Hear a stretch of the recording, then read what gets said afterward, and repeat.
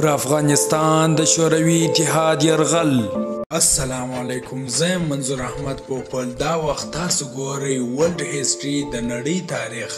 له نن څخه ټیک 43 کاله مخکې په 1990 کال کې د دسمبر پر 28مه نیټه د وخت په مجهز وسلو سمبال سرو لښکرو پر افغانستان یرغل وکړ. د افغانستان د هغه وخت رئیس جمهور حفیظ الله امین او د هغه ساتونکي د تاج بیگ په ماڼۍ کې ووژل سول او افغانستان د وینو په سیند کې ورغوټه سو. خو د سرو لښکرو په وړاندې افغان سرکشو مجاهدینو جهاد پیل کړ او د خپلې قربانۍ په پایله کې روسي ځواکونه دې ته اړ کړل چې افغانستان د یوې سترې ماتې وروسته پرېږدي. د روسانو د یرغل پر مهال په افغانستان کې په میلیونونه افغانان مهاجر او بېکوره سول، په زراو ووژل سول او د افغانستان سکه تقریبا زیرو ته راټیټه سول او ملي شتمني چور سول. په افغانستان کې د تعلیم کچه راټیټه سول او د ګران افغانستان ملي او مسلکي بنسټونه له منځه ولاړل چې تر ننه پورې هغه اورونه بل دي او حکومتونه نه سره پر جوړیږي. نو راسئ چې تاسو ته په دې ویډیو کې د بزدله دښمن یو څو یادښتونه درښکاره کړم.